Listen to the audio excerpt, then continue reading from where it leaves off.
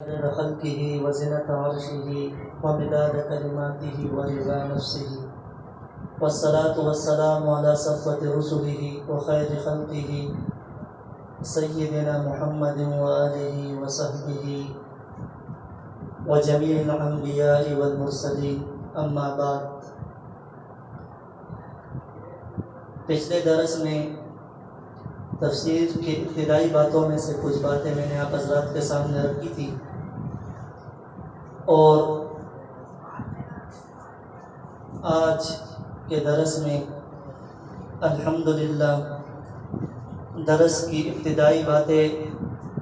تفسیر ہی کے متعلق ہوگی، جن میں سے تمہید کے طور پر قرآن مجید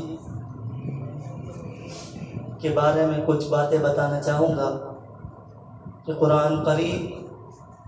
دنیا میں سب سے بڑی نعمت ہے۔ قرآن کریم اس جہاں میں وہ نعمت بے بہا ہے کہ اللہ رب العزت نے ایک ایسی نعمت انسان کو عطا فرمائی ہے کہ جس کے ذریعے سے انسان اللہ رب العزت سے ہم کلام ہوتا ہے۔ یہ وہ نعمت بے بہا ہے کہ جس کے لیے آپ علیہ السلام کو دنیا میں مبعوث فرمایا گیا، اور پھر آپ علیہ السلام پر یہ قرآن مجید تدریجاً نازل کیا گیا ہے۔ قرآن مجید چونکہ ایک عظیم نعمت ہے اور انسان کے لیے سب سے بڑی خوش نصیبی اور سعادت مندی یہ ہے کہ وہ اس کے حاصل کرنے میں مشغول رہے، اور اس کے ساتھ دنیا کا سب سے بد نصیب اور بدبخت انسان وہ ہے کہ جو اس سے اعراض کرے اور اسے چھوڑ دے۔ اسی لیے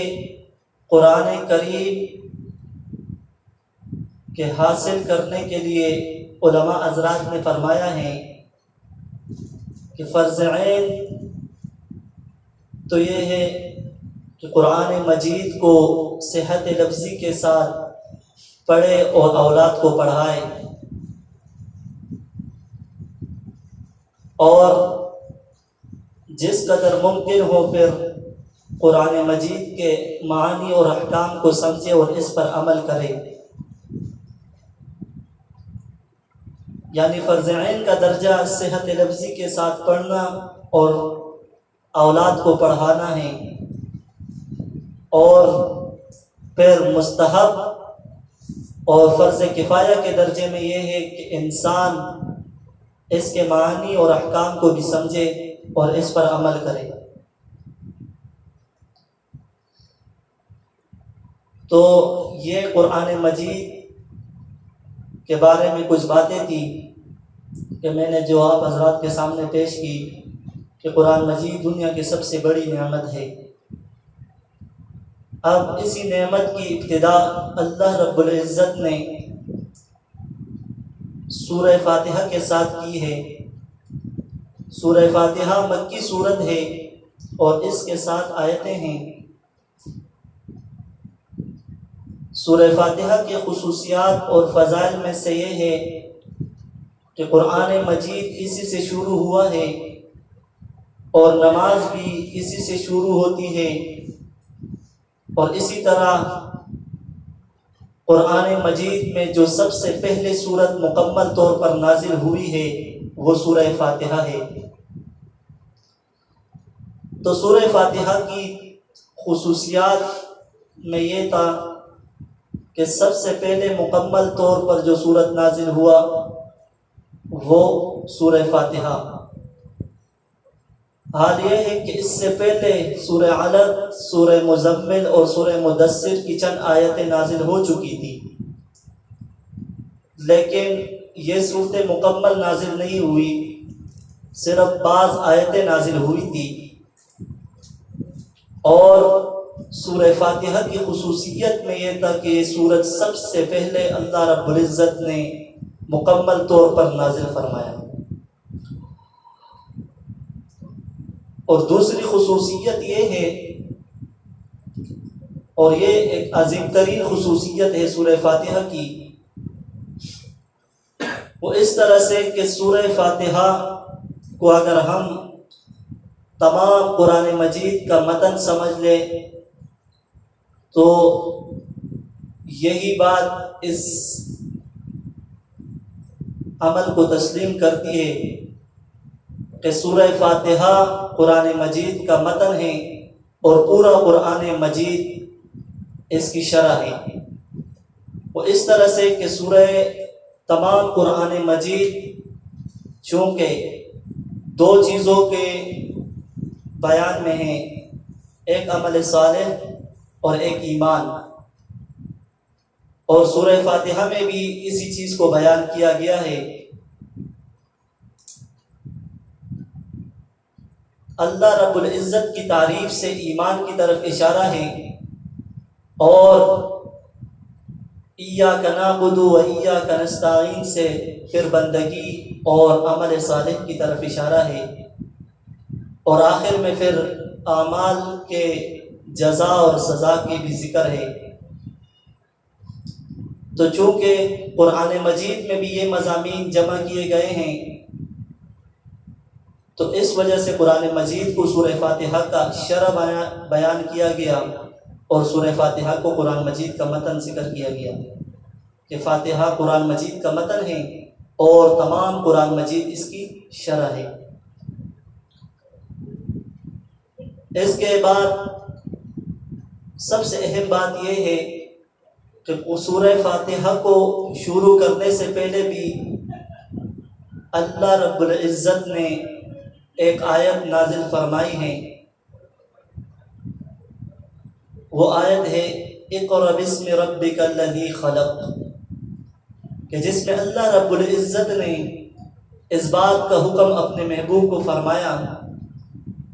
کہ اے محبوب پڑھ اپنے رب کے نام کے ساتھ جس نے پیدا کیا۔ یعنی مفسرین حضرات نے یہاں لکھا ہے کہ ہر کام کی ابتدا چونکہ بسم اللہ سے ہوئی، تو اللہ رب العزت نے اس حکم کو نازل فرمایا کہ قرآن مجید کی ابتدا بھی بسم اللہ ہی سے ہوگی۔ اقرأ باسم ربک الذی خلق،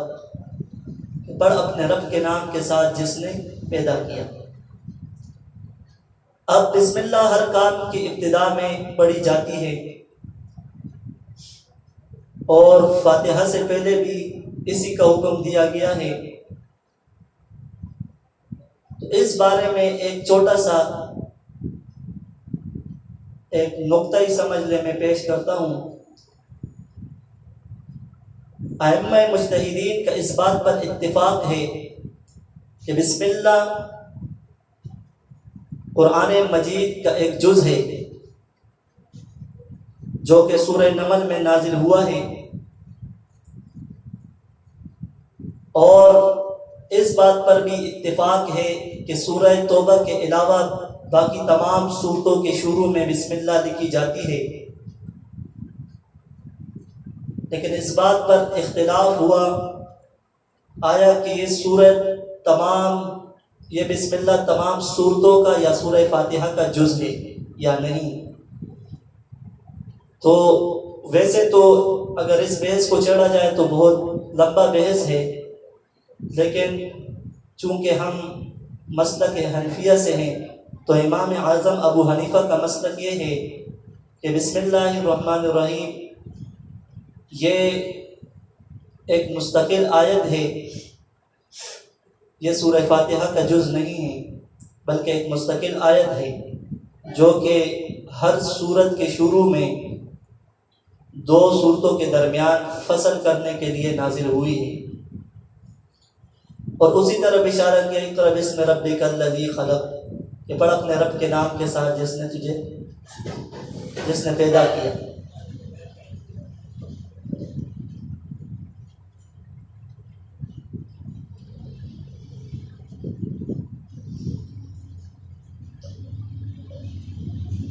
یہاں بھی اللہ رب العزت نے اپنے محبوب کو اپنے نام کے ساتھ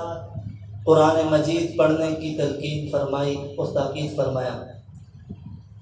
علامہ سیوطی رحمہ اللہ نے فرمایا ہے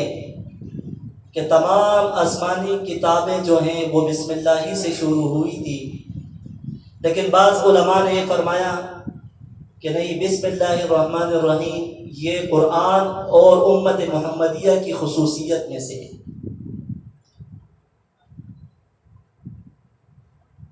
تو ان دونوں باتوں میں کوئی تعارض اور جھگڑا نہیں ہے، وہ اس طرح سے کہ اس بات میں یہ بات کہنا کہ قرآن مجید اور تمام آسمانی کتابیں بسم اللہ سے شروع ہوئی، یہ کسی تعارض کا حامل نہیں، کیونکہ ہو سکتا ہے کہ تمام آسمانی کتابیں اور قرآن مجید بسم اللہ ہی سے شروع ہوئی ہوں، لیکن الفاظ بسم اللہ الرحمن الرحیم یہ صرف اور صرف قرآن کی خصوصیت ہے اور ایک روایت میں ہے کہ حضرت صلی اللہ علیہ وسلم بھی ہر کام کو شروع کرنے سے پہلے بسم اللہ الرحمن الرحیم بلکہ بسم اللہ اللہم باسمک اللہم سے شروع کرتے اور لکھتے تھے، یعنی جب بھی آپ علیہ السلام کسی کام کی ابتدا کرتے تھے تو باسمک اللہم کہتے تھے اور لکھتے تھے، لیکن جب بسم اللہ الرحمن الرحیم نازل ہوئی تو پھر آپ علیہ السلام نے ان الفاظ کو چھوڑ دیا اور انہی الفاظ کو اختیار کیا، بسم اللہ الرحمن الرحیم، اور یہ سنت ہمیشہ کے لیے جاری رہ گئی۔ اسی طرح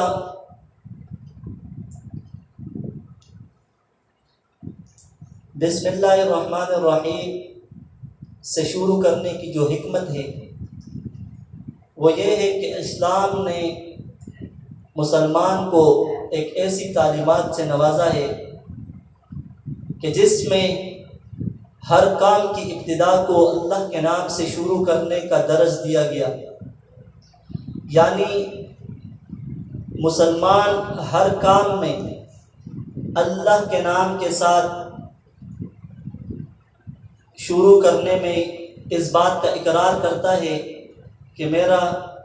ہر کام یعنی میرا جینا مرنا اور اٹھنا بیٹھنا سونا کھانا پینا یہ تمام کی تمام اللہ رب العزت کے قبضہ قدرت میں ہیں، اور اسی کے قبضہ قدرت میں ہونے کے بعد اللہ رب العزت نے ہمیں اس چیز پر اختیار دیا ہے، اسی وجہ سے ہم نے اللہ کے نام کی معیت کو ساتھ لے کر اس کام کی ابتدا کی ہے، یعنی انسان کے اپنے اختیار میں کچھ نہ تھا، یہ اختیار اور یہ اسباب اللہ رب العزت نے مہیا کیے، اسی وجہ سے اللہ رب العزت ہی حقدار ہیں کہ اسی کا نام ہر کام میں لیا جائے۔ وآخر دعوانا الحمد للہ رب العالمین۔